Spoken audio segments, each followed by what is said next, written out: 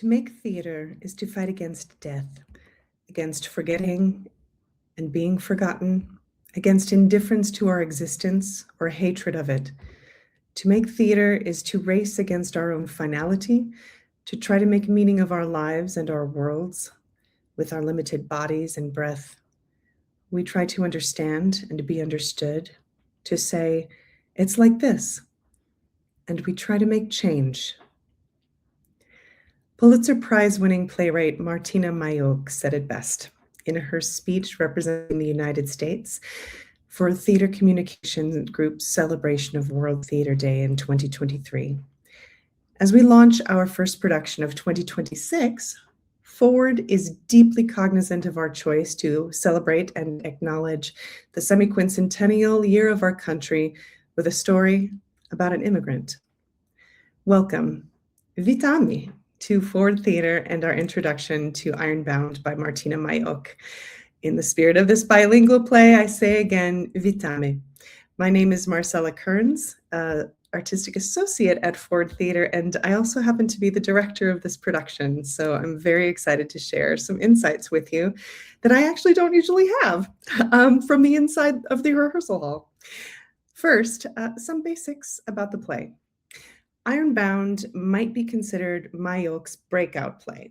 Commissioned by a grant for the National New Player Network, the play won the 2014 David Colicchio Emerging American Playwright Prize in Marin Theater Company, California.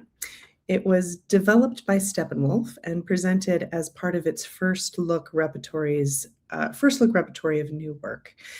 Ironbound then premiered at Roundhouse Theater Company in Bethesda, Maryland in 2015.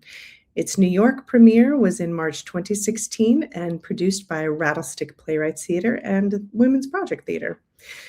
Ironbound won several prizes, including the Charles MacArthur Award for Outstanding Original New Play or Musical in 2016. Forward's production marks the Wisconsin premiere of this play, though we are also proud to add to the body of Majok's work on stage in Wisconsin. In Milwaukee, Renaissance Theater Works produced Majok's Pulitzer Prize-winning play Cost of Living in 2023, and Next Act Theater produced Sanctuary City, directed by a good friend of Forward, Jake Penner, in fall of 2025. In fact, if you'd like to hear a little bit more about that production and this, Theater Forward, our podcast, has an archived episode in a conversation with Jen Gray, Jake Penner, and me. Ironbound refers first to the geography in which our story today takes place, a part of Newark, New Jersey that takes up about 4 square miles. The entirety of the play takes place at one bus stop near a factory in an industrial area, a wasteland somewhere around Elizabeth, west of the Passaic, anonymous, invisible. Time in the play is fluid, however, hopping back and forth over 22 years, from 2014 to 1992 to 2006 and back again. So at this bus stop, you'll experience significant events at several different points in time in the life of a Polish immigrant to New Jersey. About the playwright. Born in Bytom, Poland, Majok came over to the States with her mother when she was 5. Her mother cleaned houses and worked in factories for income, and her mother is, in fact, the inspiration for this play. She says that although her mom resisted for a while, at one performance of Ironbound, she said she turned to someone sitting next to her and said, "That's me. This is about me." So in the spirit of all makas, I'm really glad to share that this inspiration was so deeply personal. So to continue, when asked if she identifies more with being an American immigrant, or an American with being an immigrant, with being Polish, Martyna says actually she identifies most with her autonomy to make the choice for herself. but in interviews specifically, she suggests that she identifies more with being an immigrant in northern New Jersey, even more than being Polish, because she grew up in such a multicultural area. She felt like she could bond with others. At home, she would say, "You're in the country of the language your mother speaks. You step outside the door and you're in America."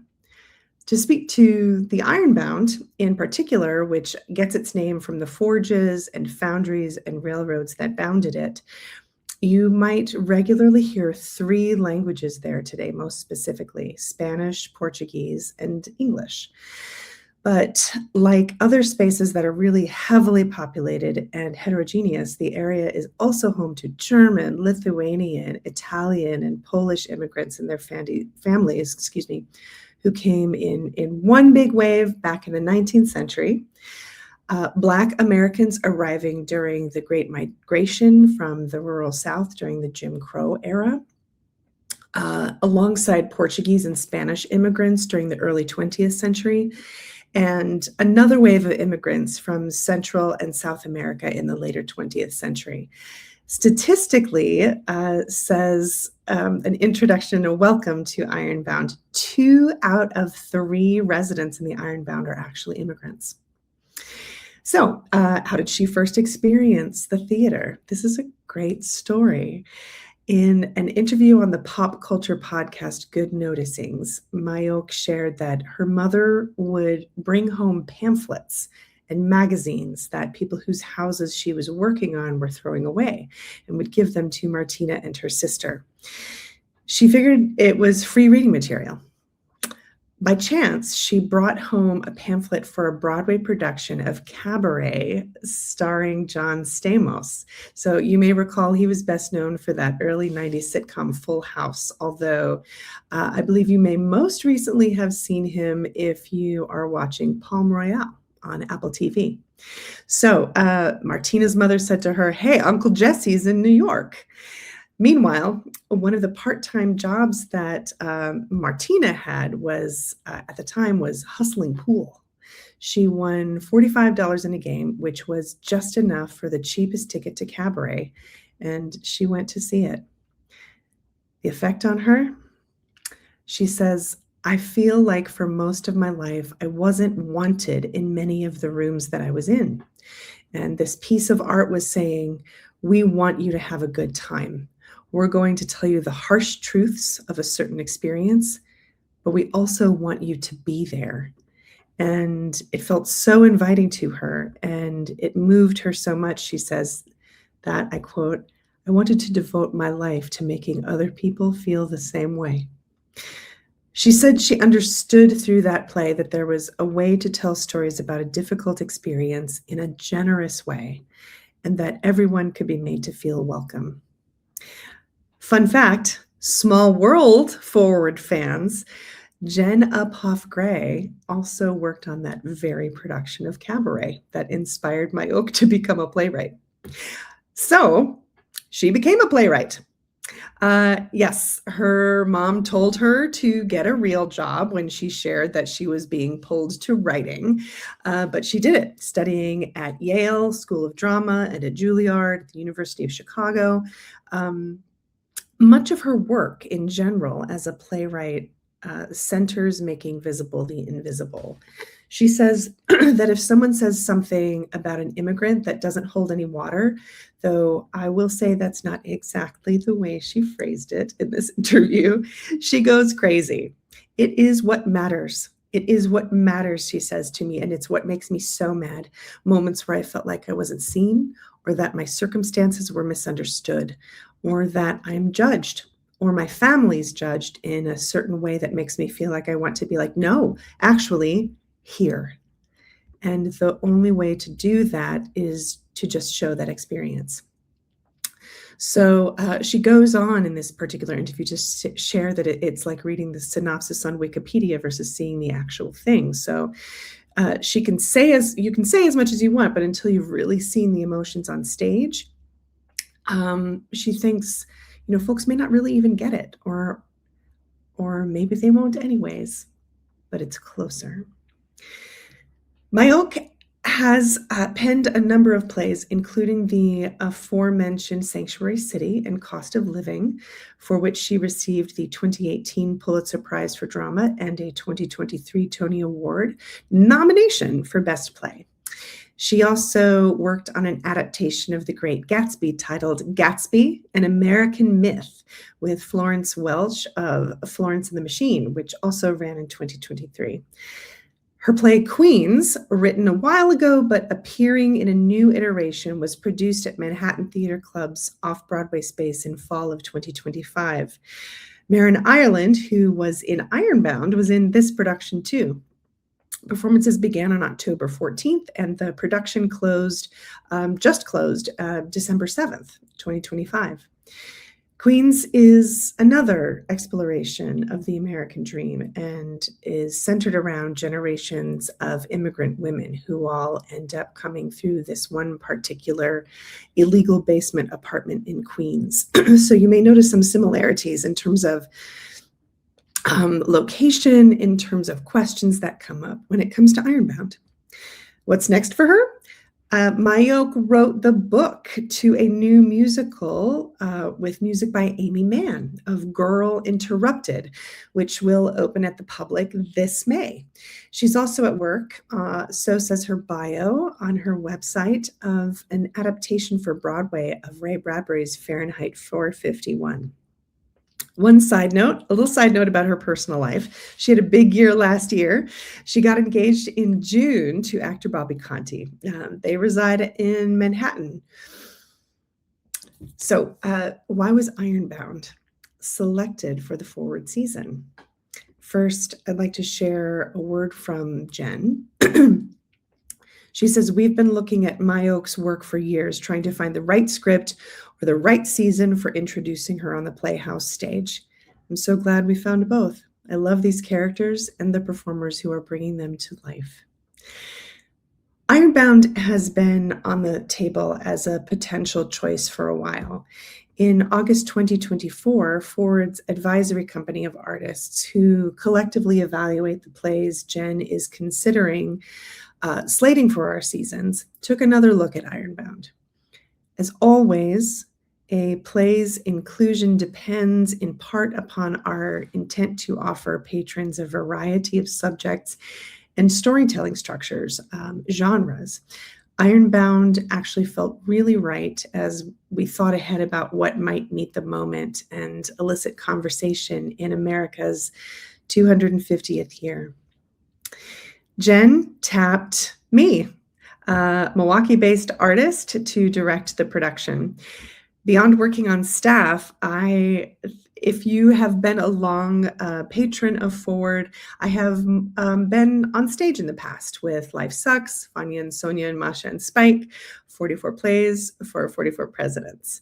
So why Ironbound? In part, I think the specificity of the culture in the work. My heritage is in a large percentage Polish. My grandmother always used to say it, and my mother will say that she told my grandmother this phrase too, or this clause, it takes a pole to hold up the American flag. So the cultural tug is very close. The echo of the maternal is in the play here, inspired by Majok's mother. My mother also helped me on this play. She and Polish American friends have assisted with the language work in the play to supplement the work of dialect coach Clara Arena Hayden. This is my directing debut with Forward, although in Madison I have also directed for CTM.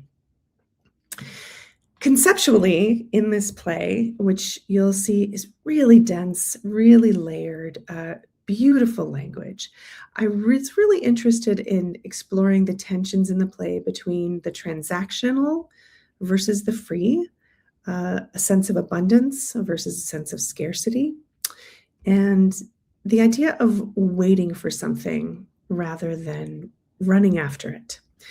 Very important in the tone to me is muscularity rather than melancholy, and resilience over despair, which I think really reflects every character's constant seeking of what they most desire, what they most need and want.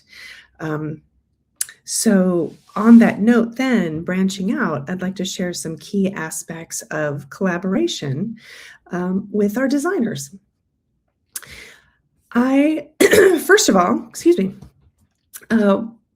had the great fortune of working very early on with our scenic designer, Lisa Schlenker, whose work at Forward was most recently seen in What the Constitution Means to Me. Lisa is also the resident scenic designer and production manager at Northern Sky Theater. She and I partnered really early on to discuss the physical world of Ironbound, or sometimes, as we like to say, the playground. We wanted to anchor ourselves on realism and grit, detritus, the abandoned. Majok instructs us in the script that, quote, "this world is one of constant less," end quote. That doesn't point to despair, however. I'd like to reinforce that. And I'd like to point to a Wisconsin author, too. Claire Anderson says in her book, Seasons of the Slavic Soul, that abundance is an attitude of the heart. The Slavic story is a story of human resilience. A key phrase in our conceptual consideration was weeds pushing up through concrete as a visual metaphor for resilience. So that's something that you can expect to see when you walk into the Playhouse. A side note, with Lisa's design, which includes grassy berm, a fence line, and asphalt turnaround, we experienced several discoveries in the rehearsal hall about who could be in what geography at any stage at any given time. So keep an eye out for that and what that may mean to you over the course of the play. Lighting designer Noel Stolmack is also an advisory company member at Forward. She designed last year's Case for the Existence of God and is a frequent Forward collaborator. Side note, she also grew up in New Jersey. Her work on Ironbound requires multiple considerations. The play takes place in the night hours or sometimes just before dawn. A key element of Majok's setting is a streetlight, not unlike the solitary tree of Waiting for Godot. The play takes place also over multiple seasons. Vehicles with headlights hover off stage. So how to align the quality of light or its absence, both physically and artistically, is the tone of the scene. In the tone of the scene, it's absolutely paramount. Her key phrase in conversations with me was subtle change. In other words, you may have experienced a change without knowing you have, but it'll feel different. Another fun fact, Lisa, Noel, and I last worked together in the similar capacity on a production of The Mystery of Irma Vep at Third Avenue Playworks in Door County. And Lisa and Noel are frequent collaborators on projects in Milwaukee. Costume designer Shelley Cornea, a frequent designer at CTM, recently designed costumes for Forward, most recently with Summer 1976. Prior to that, The Flying Lovers of Vitebsk. She was tasked with subtly informing us of changes in time, year and season, while also negotiating a character who doesn't leave the stage. Also key, how does the character's costume reflect their economic status? How is one preserving elements of her femininity and independence? How is another hiding something? How are yet others aspirational? From a hand-knit scarf to what's in a pocket, Shelley's aim has been to illuminate character both for actors in rehearsal and for audience. Forward's resident sound designer and composer Joe Surqua, who also happens to be a blues aficionado, based 3 major themes he composed for the play in that music genre. Musically, 3 of the 4 characters in the play are actually really associated with a genre, very specifically blues, hip hop, and rock. Themes include influences and touches of each character within them. Because the blues musician of the play is also Polish, by the way, you'll also hear a touch of accordion in at least one of the themes. In another, the kinetic influence of hip hop is at play. The compositions set the tone for the piece, but they also carry us through the swift leaps in time between scenes. Props director, Jolie Sarajian, who is really a through line throughout the season's productions, I know I've mentioned them before, has had, as other designers, the task of finding what could be present in 1992, 2006, and 2014, from phones to bottles to garbage. Yes, garbage. As the play takes place at a bus stop in an untended part of the city, Jolie has been working with Lisa on gathering up potential detritus for set dressing. Yes, there will be crumpled cans, trash bags, and more, but do keep an eye out in the space for how Shelley's designs are also used. Other members of the team include Ali Mansouri, a PhD candidate in theater at the University of Wisconsin. Ali is assistant directing. He's worked with Ford before and will soon step into another role as a featured playwright in our May installment of Wisconsin Wright's New Play Development Festival. He has served on this process both as a research resource and a second eye on artistic choices in the rehearsal hall. And stay tuned. He's also the hub of another project in conjunction with this production that I'm going to be really pleased to share with you soon. I mentioned earlier Claire Arena Hayden, who was last seen on stage at Ford as the title character in Artemisia. She is also a university educator and dialect coach. She joined us to work on the Polish dialect and language in the play.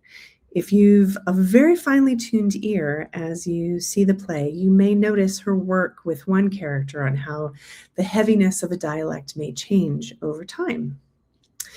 New to Forward is Amy Root, a director and theater maker in general, also from Wisconsin. Amy served as the fight and intimacy director. So what exactly does that mean? She facilitated conversations with the actors and the understudies about how they would like to approach and sculpt moments of physical intimacy or vulnerability on stage. In collaboration with the actors and with me, she also sculpted, spoilers, a fight that occurs on stage. I'd also like to name and thank our tireless stage management team, Abby Hess and Mackenzie Smith, our technical director, Aaron Sewell, and the supervisors, designers, carpenters, technicians, electricians, and staff whose work together drives this story. I don't often get a chance to do that, and I'm taking that right here, taking that chance right here as the director helming this particular production. On that note, what to consider about the story. So I'd like to share some ideas with which our creative team in the rehearsal hall engaged in building the production. Majok is writing on very many levels, and how these ideas are interwoven has really been a point of table work, but also practical application in the rehearsal hall. So the first one is no surprise. It takes place at a bus stop, the idea of waiting. So here's where we mention that connection to Samuel Beckett again. What has been significant in rehearsal is how the characters spend their time there waiting. I couldn't help but consider in a thematic way a parallel to the Polish sense of vigil or vigilia that takes place around the holidays. As I was in immediate preparation for rehearsal around the end of year holidays this past year, and I was thinking about nighttime at a bus stop. So to quote Claire Anderson again, vigil means strength for remaining watchful and awake. Waiting implies a surrender of our real or imagined control of time. Even if we do not have a full picture of what is to come, we still await someone or something. This makes the expectation more poignant or the anxiety more excruciating. We can envision what we want and feel unfulfilled or incomplete until it arrives. Waiting compels us to accept the fact that we are not the ultimate rulers of our circumstances. You will notice that one of the characters in the play says, "We are out of control." And it's not that humans are out of control, but that we are not in control of our circumstances. To go back to Anderson, I say that there may in fact be a timing greater than our timing. So keeping the idea that there is watchfulness, that there is expectation, perhaps even wonder without expectation of what will appear. Anderson says something new is being born in the deepest moments of fertile darkness. Another idea is that of liminality, so kin to that waiting. I'd like to turn our attention to the concept of both as it relates to rituals of anticipation, such as Vigilia, but also to rites of passage. Ali, our assistant director, raised theories of liminality actually in the rehearsal hall as the acting team dug deeper into the various limbos characters experience in their lives at the bus stop.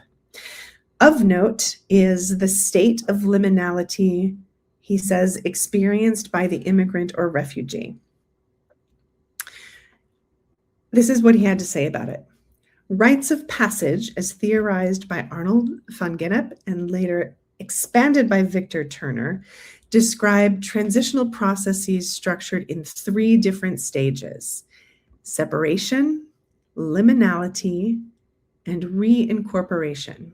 So, in the first stage, individuals are symbolically or physically separated from their previous social status.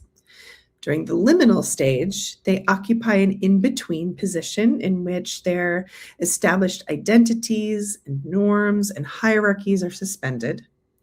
And in the final stage, they are reintegrated into society with a newly recognized status.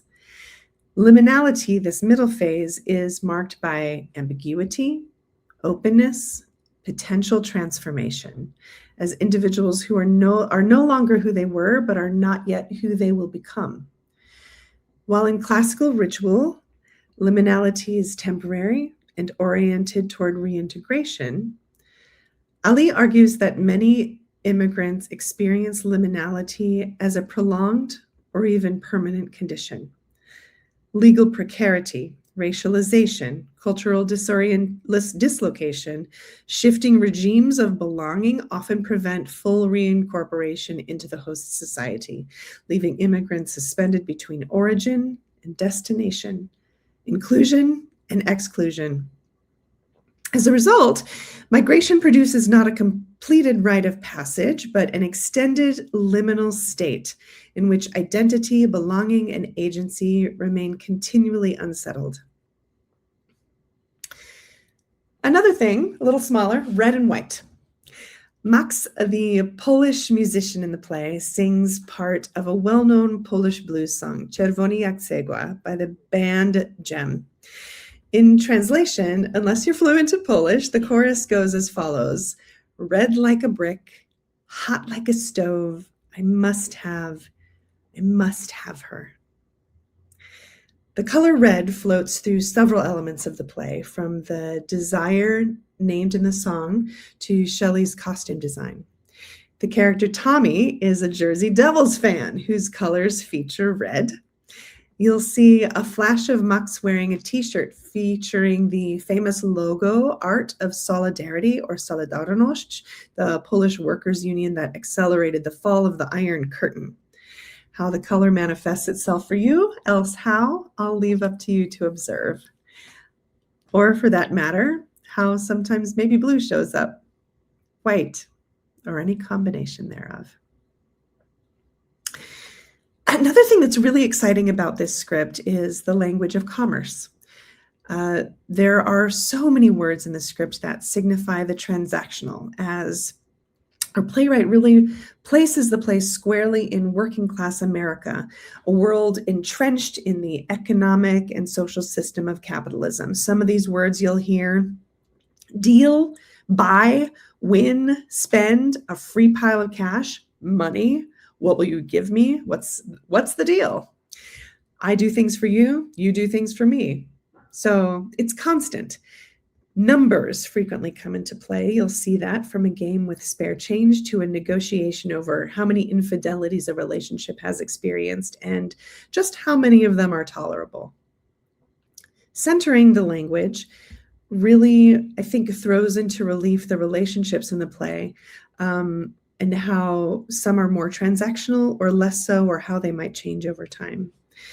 I invite you to listen for the language of commerce in the piece, where it can be transcended or where it reflects a system in which we're all immersed. Another thing that comes up, the Polish blues. Yeah, they sing the blues in Poland. I won't take the time in this speech to dig really deep into the history of the blues, but a quick overview I think is really worth it to shine a light on how the Poles received it. This musical style is generally documented and recognizable from around the 1890s, sourced from African American musicians in the South. Delta blues were first recorded around the 1920s. Now, as some musicians joined the Great Migration from the rural South up to the urban Northeast, Midwest, and West, the music, of course, evolved. In Chicago, the Chicago Blues Society talks about Maxwell Street, an open-air market that really became a great, as they say, incubator for musicians working for tips and honing their craft before they eventually moved on to blues clubs. From the 1930s on, Chicago was actually the world capital of guitar making and also served to really influence and change the sound of the blues. So here's where we get an electric guitar and a really distinct Chicago blues sound, which you'll hear in Joe's design. The music itself, comic or tragic, it handles lost love, oppression, disaster or overcoming it, sin, survival, and its structure has a very specific pattern, a thesis repeated, and then a thought or a commentary upon it. Now, Polish blues rose from Delta blues and Chicago blues influence. The region of Silesia has been especially a hotbed. In the play, Majok embeds a well-known song by a well-known Polish band that I mentioned a little earlier. They're still playing today, although I know that the lead singer is different. The original lead singer sadly died after a long history of challenge with opiates, but I think they're still playing out. Some original members of the band and some new members of the band. And Max, the character in the play who is a musician, dreams of going to Chicago and achieving success in that genre. I'd like to share in translation from a few Polish musicians and fans about what the blues means to them. This comes from a documentary about the music and one of its most beloved artists there, that lead singer, Gabriel. I invite you to hear this as one of the layers of the play about those who are invisible, who need to express something of the heart, and about the connection that we need. Riedel was always poorly received by certain circles, and it's still that way today because blues never had as wide a popularity as other kinds of rock and roll or music in general. For example, someone once said that before he sang with us, he tried to get into some auditions, and the person auditioning told him, "But no blues, please." So this particular musician says blues was unwelcome in some circles, but those circles, he said, we just don't care about. We play blues, and even if we don't play literal blues, that blues is inside us, and we try to pass it on. It is the music of the heart. I'd also like to share, I think, some words from a fan of Jem. You just have to be yourself. You can't pretend. That's what he, Rishik, told us in his lyrics, how you should act, how you should be. He was himself. He never faked anything. And that's what he wanted to show us, freedom. Let's try to think about others. Let's try to be empathetic. It makes you reflect. It shows you a certain path in life, one of love, friendship, and caring for other people, right? Not losing yourself in stupid things. And that loneliness, it's not so good. You need people. You have to love people and know how to live with them. I'd like to invite you to remember that as you see the play. As I get near wrapping up, I'd like to share a very important part of our team now, who's aboard here. Our actors. Cassandra Bissell joins us as Daria, a Polish woman who follows her sweetheart to the United States as part of a wave of immigration coming from Poland in the early 1990s, post-fall of the Iron Curtain. Cassie's taking on a special responsibility here, not only as the center of the play, but also as an actor. Once that character, Daria, lands on stage, she stays on stage for the entirety of the play. Cassie was last seen at Forward in Heidi Armbruster's world premiere production of Murder Girl, though you'll also recognize her from The Wanderers and Russian Troll Farm, a workplace comedy. Next up, Jonathan Wainwright, who plays Tommy, returns to Forward after the live-streamed pandemic-era production of Lewiston Clarkston. If you're a Milwaukee theater goer, you may be familiar with his work at several theaters, including the Milwaukee Rep, most recently in The Coast Starlight, but also for several years as Scrooge in A Christmas Carol. Next up for Jonathan is This a Room at Milwaukee Chamber Theater. So enjoy. You can enjoy his work all spring. Josh Krause also returns to the Forward stage after last season's A Case for the Existence of God. An advisory company member and at Forward and a company member at American Players Theater, Josh spends much of his artistic year in our part of the world. He has also been seen on the Forward stage in Airness and The Amateurs. He plays Max, musician and immigrant to New Jersey. That sweetheart that Daria followed. Rounding out the cast and making his debut at Forward is Gabriel Anderle. Gabe is originally from Wisconsin, although he splits his time between our state and Chicago with his artistic work. An artist, actor, and an arts administrator, he will actually be at Doris Shakespeare this summer, serving as managing producer. In Wisconsin, he's an onstage veteran of the Milwaukee Rep, First Stage, and Doris Shakespeare. Gabe plays Vic, another resident of New Jersey, and a very specific kind of night owl. Now, on occasion, we're able to hear from the actors themselves about their take on the play. As I move even nearer to wrapping up, I'd like to share some really poignant words from Cassie. This is what she says directly. When trying to land on a one-sentence summary of this play, I keep landing on, it's an American dream play. But what does that mean? My fellow actor Josh Krause, who plays Max, said the other day that when he first read this play a couple of years ago, he felt like it was a play about settling. But what he has come to realize is that it's not that at all. These characters all keep fighting. And what do they keep fighting for?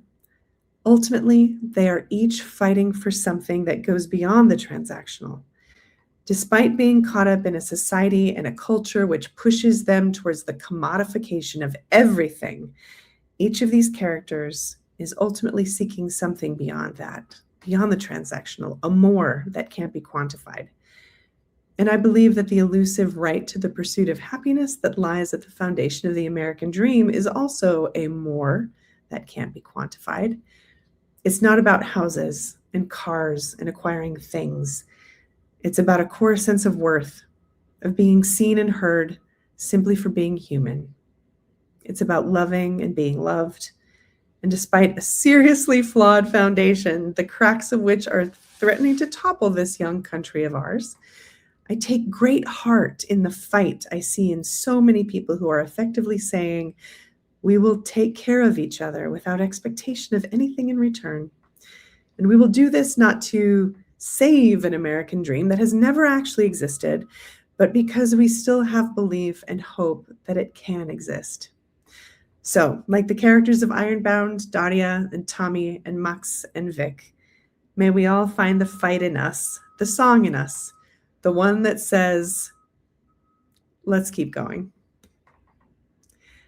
In conclusion, I'd like to invite you to celebrate our nation of immigrants with us and see them. Martyna Majok amplifies the invisible, gives us a chance to see our neighbors, and as an additional offering to the experience of the play, Forward wanted to do the same, humbly and with heart. Assistant director Ali Mansouri conducted interviews highlighting some of the incredible women who call Madison home, but whose stories originated in another country. When you're in the Playhouse lobby hall, take a look at a video compilation of those interviews alongside their biographies. You'll also find links to information about organizations whose work really centers immigration services. If you'd like to take more time to experience the interviews, they will also appear on the show page of our website. Meanwhile, I'd like to take this time to say, Dziękuję, thank you. Thank you so much for joining us. And I hope you enjoy Ironbound. See you in New Jersey.